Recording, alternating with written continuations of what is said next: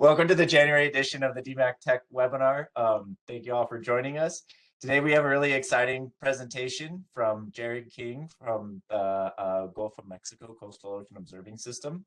And he's going to talk about ERDDAP to ArcGIS Online. But before I get into that, I'd like to give a little background. The DMAC Tech webinar is it's really intended to be an opportunity for the DMAC community to come together and talk about topics related to data management and cyber infrastructure approaches within regional associations, projects, or partners of the IU's community. So thank you all for joining us for this webinar today. Topics can be technical, diving into a specific code base like we're going to talk about today. They can also go into other topics like reviewing metadata and data standards, or an overview of other topics of interest to the rest of the community. So if you have things of interest, please feel free to reach out and we can get you on the calendar to join in a future meeting or to lead a discussion on something of interest. So with that, Jared King is going to be talking to us about the project ERDDAP to AGOL, or ERDDAP to ArcGIS Online. Jared King is a GIS developer with the Gulf of Mexico Coastal Ocean Observing System, or GCOOS, as we all know it, where he leads the technical components of GIS-centric projects. He is dedicated to advancing GIS as a core technology within GCOOS's existing services, in addition to the broader marine science community. So with that, I'll let Jared take us away, and then we'll jump into Q&A at the end of his talk. All right. Thank you for the introduction, Matt. And how does it look? Is everything okay? That looks great to me. Perfect. Well, howdy, everyone, as we say here at Texas A&M. Once again, thank you to Matt for the opportunity to present today and talk about a little bit about what we're doing at GCOOS, particularly with respect to bringing ERDDAP to ArcGIS Online, and what that means for marine science, our organization, and the IU's community as a whole. So just a little bit about what we'll talk about, just some quick background and about me. I want to talk about GIS and marine science and some of the challenges that are faced by it, as well as some of the project catalysts, right? What brought us to developing this program, and then we'll go into the program itself, in which case we'll talk about some of the challenges and solutions that we came up with during development, punctuated by demonstrations. And then I'll close out with the roadmap, what we intend to develop next and what our development priorities are, and have a little discussion about it. You know, I'm excited to share this with the audience of such expertise and draw from your knowledge, because this ultimately is something that saves me time at the end of the day. And as valuable as time is, you know, this might be a program that could help. So I graduated from Texas A&M University with a MS in geography. I studied under Dr. Zhou Zhang in the Cyber Infrastructure and Spatial Decision Intelligence Lab. And my thesis actually related to GPS-based remote sensing methods of wildfires. So shout out to the National Geodetic Survey. If there's anybody here from there. Well, I guess the fires got a little too hot and I needed to go for a swim, because the next step was joining GCOOS. And I joined GCOOS as the GIS manager and developer. So what I'm responsible for at GCOOS is the synthesis, publication, and management of our data, the administration and development of our infrastructure itself. So right now we have actually 2 ArcGIS Online platforms and are in the process of deploying an on-site ArcGIS enterprise system, as well as the research and development of new data and applications, which is what ERDDAP to ArcGIS Online falls into. So like I mentioned earlier, I was met with an interesting challenge, something I didn't anticipate, coming from a more holistic cross-domain background. And that was creating GIS products that serve oceanographers. Now, traditionally, GIS has not been the first choice for rigid marine science. And a lot of that is predicated on the fact that spatial algorithms are designed to consider movement in a certain dimension, right? The X and the Y. But as oceanographers, you know the importance of depth, right? That additional dimension. And that is not something that traditionally GIS software has been fantastic at handling. Because at the end of the day, with all this data, what are we trying to do but learn about the natural world and gain insight? But nonetheless, there's this clear concerted effort to make GIS applicable for marine science and use that as an additional tool in an oceanographer's tool belt. And part of that is this collaboration between NOAA and Esri. And this screenshot in the top right, I think is really interesting. It's a form at the bottom of the Esri Oceans Hub, and it asks the questions, what data are you most interested in, right? Because in oceanography, we have these certain architectural patterns that might not be reflected in GIS if GIS has traditionally not been a choice. What I also find interesting is that analytical capability. What analytical capability would you like added to ArcGIS? So there's this clear effort in understanding what the community needs and what further development from Esri's side needs to be done to make this a competitive option. That, you know, GIS is not going to be something that you're sacrificing any sort of utility for if you choose to use it. So that said, I'd like to highlight a few applications. The first one is ERMA. So shout out to the ERMA team. I think this is a very nice data explorer, and there are quite a number of data sets that are connected to ArcGIS hosted services. I think the ability to put data sets on top of each other on a map and explore them visually assist users in not only understanding the spatial relationship of data, but potentially inspiring study itself. So in this case, we're looking at these bathymetric contours, which leads us to an ArcGIS REST services link. And that's from a coast.noaa.gov, so that's an enterprise system. An additional application similar to IRMA is the NWS GIS viewer. And in this case, we actually have data being hosted on ArcGIS Online itself through the NOAA Geo platform. So going to this page, it's a lot more friendly than, say, a REST services link where it's a JSON object printed on a blank web page. It's a familiar thing that will encourage people to go to, say, those additional links and actually download and acquire the data itself. But that first step of hosting on ArcGIS Online promotes that discovery of the data.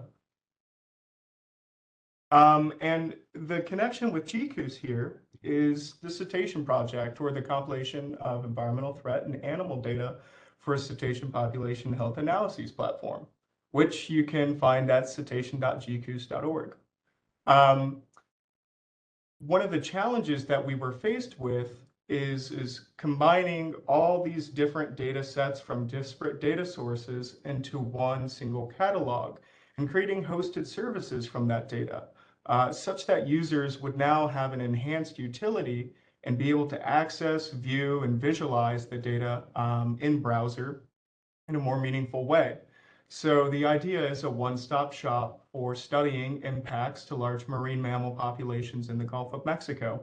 Now, in conversations about where to gather environmental data from, one of the clear options was ourselves. We are the Gulf of Mexico Coastal Ocean Observing System, and we have a number of ERDDAPs. So we have the historical collections, which are 25,000 data sets, I believe, that date back to previous in situ measurements. We have our near real-time data ERDDAP, which is our in situ oceanographic and meteorological observing system. And then we also have a biological and socioeconomics ERDDAP that distributes biological and socioeconomic data. So we were sitting on a treasure trove of data, but it's a lot of data, and it's on ERDDAP. and we want to bring it to ArcGIS Online. I think you can see where this is headed, right? So, given the audience, I'll briefly talk about ERDDAP. When I first heard about ERDDAP and getting acquainted with the GCUS IT, I mean, my ears perked up when I heard standardized variable names. The bane of any GIS developer's existence is the creative ways that people name their latitude and longitude fields. Is it latitude with a capital L or a lowercase l? Is it just lat, right? Do you want to have a dictionary of all those possible combinations and check every time you pull in large amounts of data? Probably not. But on ERDDAP, right, all those variable names are the same, and you can consistently pull data and know what you're pulling from. So that brings us to ERDDAP, to ArcGIS Online, and how we connect these two services. So the current capabilities of ERDDAP to ArcGIS Online is the ability to publish static ERDDAP data, so a data set that's not updated. This is currently limited to table DAP, and data sets must have latitude, longitude, and time. There's also the capability to create glider track data sets when you select the glider DAC menu from the glider DAC ERDDAP. And what that does is that actually takes the tabular data and creates multi-line segments in which that data is binned into those segments. And then finally, there's the ability to create near real-time hosted feature layers. And with that comes updating those near real-time data sets. So we'll talk about next a high-level overview, and then first begin with the process of near real-time data sets. But additionally, in terms of design philosophy, I think ease of use is really important, right?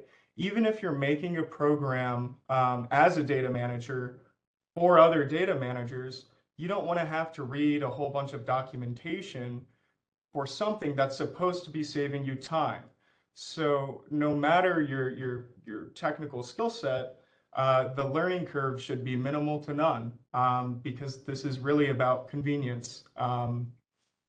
And the second point is that the development of features is determined by organizational needs. So this is where you have that GCUS fingerprint on this project. Is we prioritize the development of features based upon what's needed to support our existing projects. So that comes first and foremost. And of course, it's free and open source, or else I wouldn't be here talking today and sharing this PowerPoint. And the last point is data accessibility.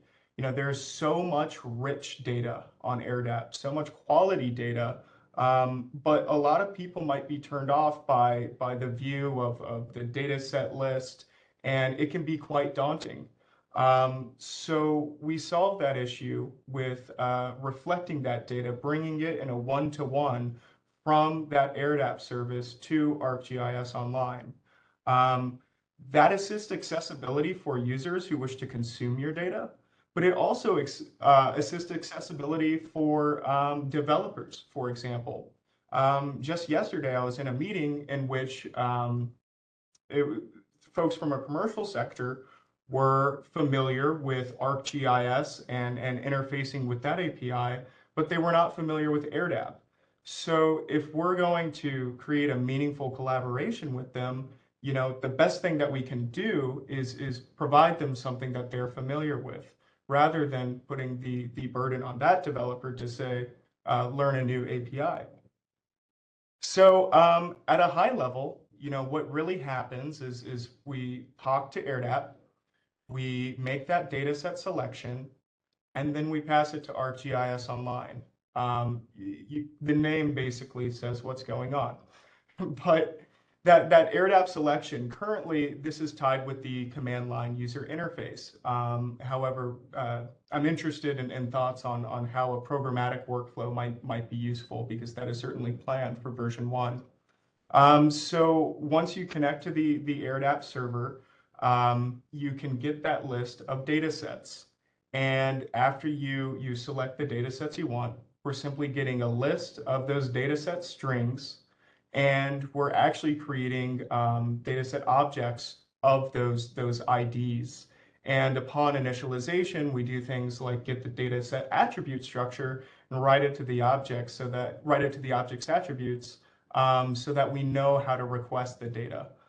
And that's what you see going on here is we have this data set object, and as it's initialized, that metadata is received. It knows everything it needs to know to then generate the URL and write it to your temp directory so it can be posted to ArcGIS Online. And after that, the processing is done. Those dataset objects are inherited by the ArcGIS Online. It's called the Wrangler class, ArcGIS on Wrangler. One, because it's Texas, and two, that's what we're doing at the end of the day is we have to wrangle these two services to get them to talk to each other. It's like two friends from different social circles, and they don't really like each other, but you want them to, right? So it helps to divide that workflow into different classes and have those methods that, know, okay, this is what I'm expecting from ERDDAP, this is what I'm expecting from ArcGIS Online.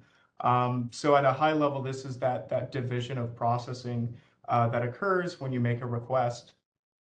So going into near real-time data, the reason I'm starting with this is this was actually the initial inspiration for the project.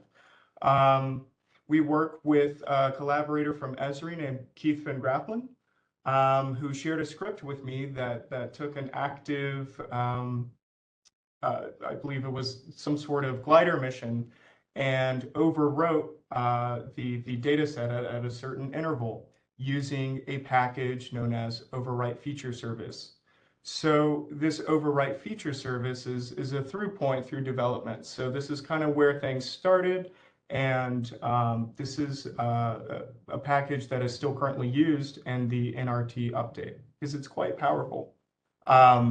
You can overwrite the data or metadata in a hosted feature service while preserving the endpoint. So I can completely transform a content item on ArcGIS Online without breaking the link, essentially. And while that's not a core API functionality yet for the API itself, you can use this package overwrite feature service to do so. So then development began on that REST URL generation for the GCUS ERDDAP in particular, because wouldn't it be cool if we could have these near real-time data sets in ArcGIS Online? So with that comes the question of where does the code live, right? Where is it hosted? Is it on Docker? That's on a server somewhere? It turned out to be a quite simple solution. We use ArcGIS Online notebooks, right? So the program is formatted as a package that can be installed into an ArcGIS Online environment. And then you can schedule your update tasks with the ArcGIS Online notebook task scheduler. So this provides user control over update frequency without having to, say, like modify the program or pass any arguments to any functions. And this is also where you can see logs, so it helps you adjust that granularity of update. Another benefit of running this in the ArcGIS Online environment is that a user is automatically authenticated. So sometimes if, say, an organization has single sign-on, you have to do a lot of tricks with the ArcGIS API to recognize who you are. So if your organization has additional steps, then you can simply log into your ArcGIS Online, authenticate as necessary, and you can take care of that way. So these are some screenshots from the first near real-time test, which happened to coincide with Hurricane Milton. And this was interesting because just in Map Viewer, we were seeing the latest measurements from different buoys that report data to the ERDDAP, the GCUS near real-time ERDDAP, and we're able to make charts of that data. And that functionality also allows us to then overlay, say, this Esri Living Atlas layer that tracks hurricanes in real time and allows you to visualize that in conjunction with your sensor data. And on the right, we have a chart of that air pressure dropping as the hurricane moved over. That was C13, which I believe suffered some damage. So the next problem I want to talk about is how do we know which data sets to update? And ideally, if say this was just a GCOOS tool, we would have a hosted database somewhere that we would make a call to and get the relevant information and update the data set. So that initially looked like creating a database in the user's ArcGIS Online Python environment. But that raised some questions of reliability. That environment can be a little bit chaotic. Files could get deleted or overwritten. And say if you have 200 data sets that you want to update or manage, you can't afford to have just your database sitting in an ArcGIS Online file, right? So the solution is to include the information that we need to update the data in the data itself, in that hosted feature layer. And what that looks like actually within the program is this. So we use the tags to first find the data sets we need to update. In this case, we're looking for the ERDDAP to ArcGIS Online tag, which would return all our ERDDAP data sets. But we have this additional E2A NRT tags. So we're searching for those data sets there. And once those data sets are found, we pull that base URL that is also included in the tag. Now, I'm not a huge fan of how that looks, so some of these things will be moved to more hidden locations of the content item that the program can still access, but users won't necessarily see because it's not the prettiest thing to have a URL sitting in the tag. The same goes for the dataset ID. We pull that from the title. But nonetheless, that is another thing that we would like to move to tags so that you can modify the title in any way that you would like. Currently, you can, as long as there is the dataset ID and a space, you can have anything you want from that because we split that dataset ID from the first index of a title after splitting the string. So with that information, we know the base URL and the dataset IDs, so we can request a dataset attribute structure and get the rest of the information that we need. And near real time, as defined by ERDDAP to ArcGIS Online, is a 7-day moving window. So we just take the current time in UTC and then get a time delta for 7 days, and that's our start and end time. Then we pass that update URL and feature service ID to overwrite feature service, and it updates our data set for us. So from the Hurricane Milton test, this is what that actually looked like in terms of the time it took to update data sets and the result. And it wasn't pretty. It was about it could take 20 to 40 minutes to update 28 data sets. And there was about a 40% failure rate. So needless to say, I mean, running ArcGIS Online notebook in a Python environment doesn't scream efficiency, but with that comes our solution, and that's concurrency. So until Python's global interpreter lock is banished, splitting off those subprocesses from the thread are the best we do. So we submit 4 to 5 requests simultaneously. That's a little bit of the voodoo that goes on. That just happens to be the number that works well. And what that looks like in terms of performance is now we're updating 68 data sets in 8 to 10 minutes with a failure rate always below 10%. You can see in this first record here that this actually took 7 minutes to update. So a significant improvement in the amount of time it takes to update the data sets, as well as a reliability improvement in the reduction of failure rate. Now, in this case, you see that the data set failed after 20 minutes. So because we know it takes about 8 to 10 minutes to update our data sets, we can set the notebook to a timeout after 20 minutes. That way it doesn't interfere with the next task. And in terms of our current production near real-time ERDDAP data sets, there are 2 places you can kind of access that right now. The first is our Sea Turtle Atlas site, which is in production now. And that is the view on the right. So what I like about including, for example, the dataset attributes in the tags is, say, for example, you wanted the latest measurements for just air temperature. Because we encode those dataset attributes into the tags, then what you could do in the catalog is select air temperature, and then now you know that, okay, these stations are only including air temperature because there's different sensors aboard different stations, and if you don't have that a priori knowledge of what's where, then that won't be very helpful. And then there is a content group that also can be accessed on our ArcGIS Online homepage. So now comes a little demonstration. I swapped tabs. Are we still good? Yes. Check. Yep, Yes, that's good. we're good. Great. So in the README, if you go to the bottom here, you can access the Ready to Go notebook on ArcGIS Online. And from here, you would then open the notebook.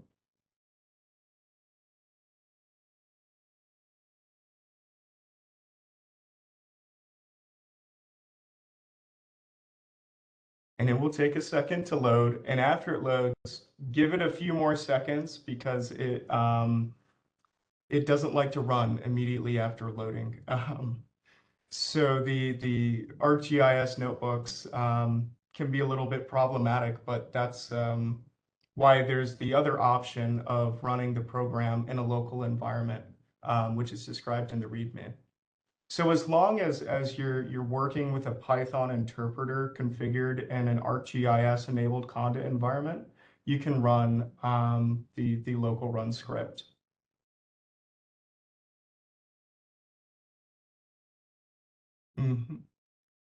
Try it again.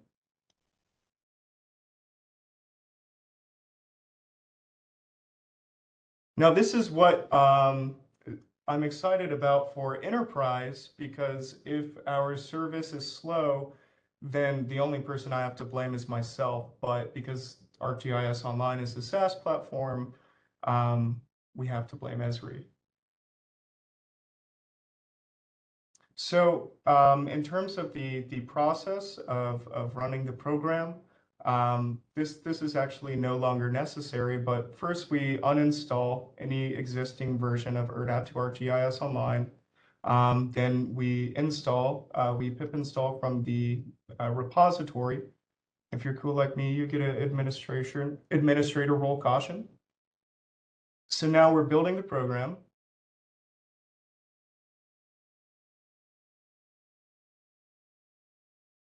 All right, so now we are using ERDDAP to ArcGIS Online.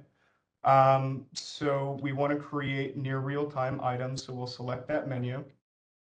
And now we're looking at a list of 63 different ERDDAP servers. So this list is actually pulled from the Irish Marine Institute's Awesome ERDDAP page. So as additional ERDDAPs are added to that list, they will be reflected in this program.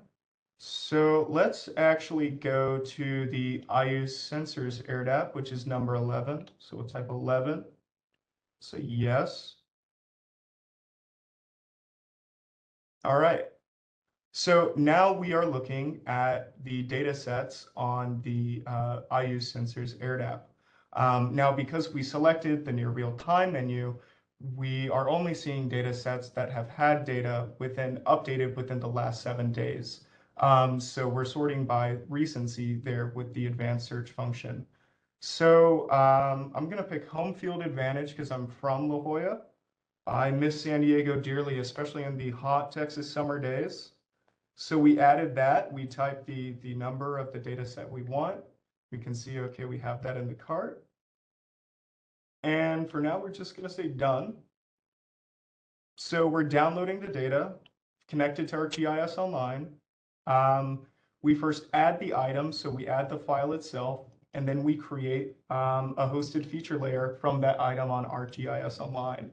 So this will actually be the slowest step in the process because we're relying on that service itself. All right, so that finished up, and we can go ahead and go to our content and refresh it. And now we have that data here. And we have the terms of use, a description. We populate the snippet text. There are the tags for the data set, so the attributes of the data, and the credits for the data set. And then we can go over here and see that we have 7 days of data.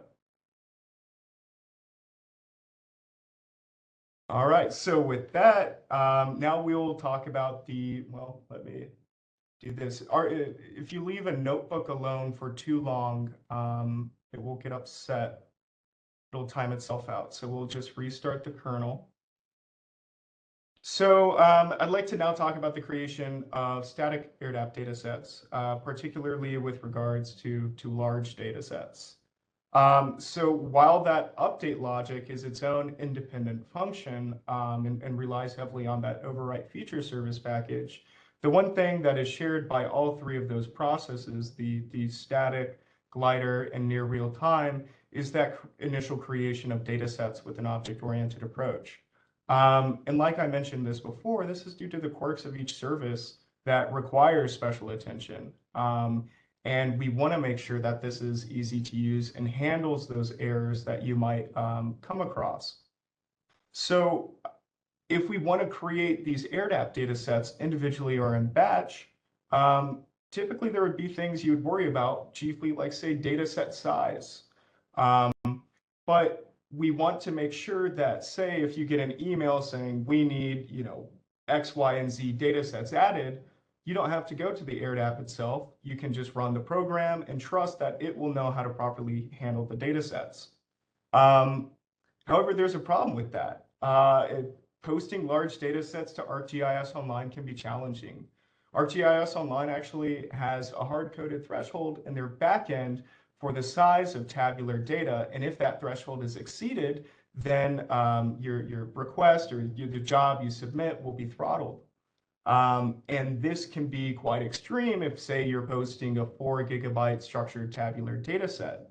But this isn't also something that's affected by ArcGIS Online. You can also overrun ERDDAP's memory limit if you request a data set that's too large. So the solution is to see if a data set exceeds that threshold, and then we divide it into chunks and post the chunks to ArcGIS Online.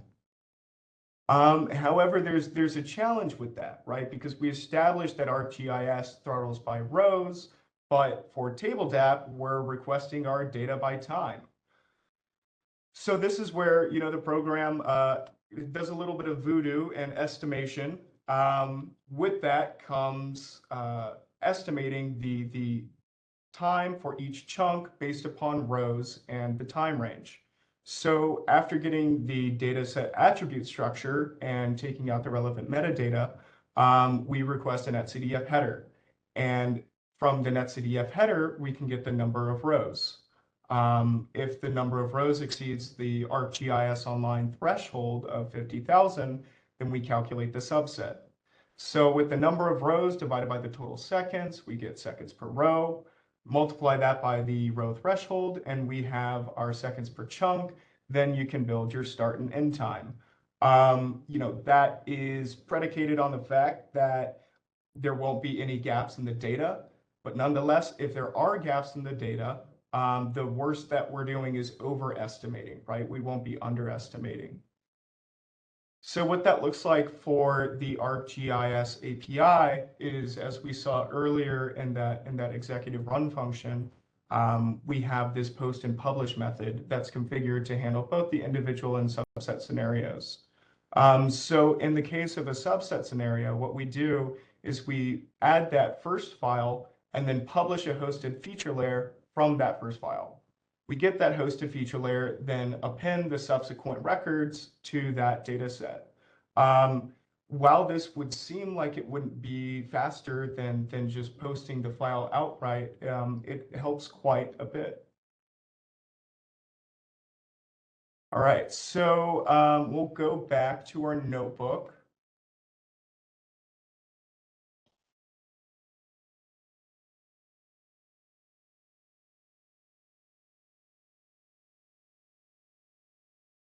And we're going to create ERDDAP data sets.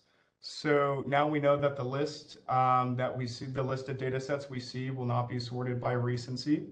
Let's select the GCUS, biological and socioeconomics server. So we'll say 30.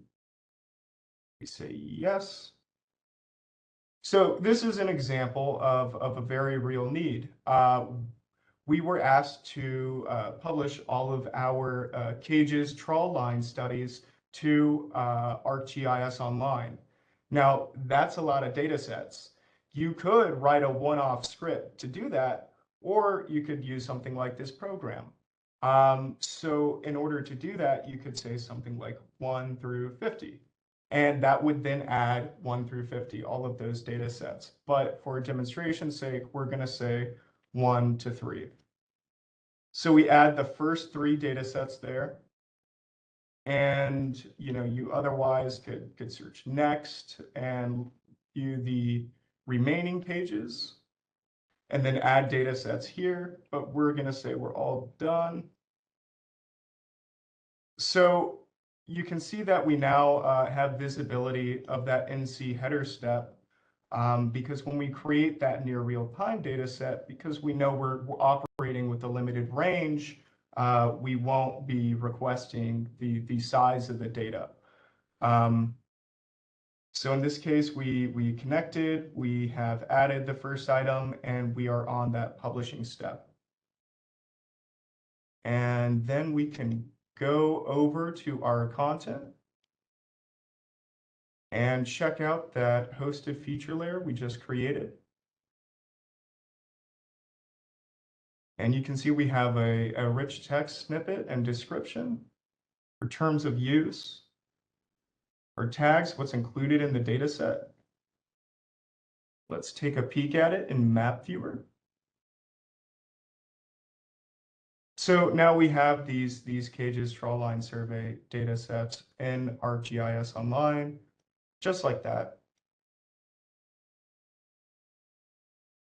And then finally, I'd like to talk a little bit about the glider data on ArcGIS Online.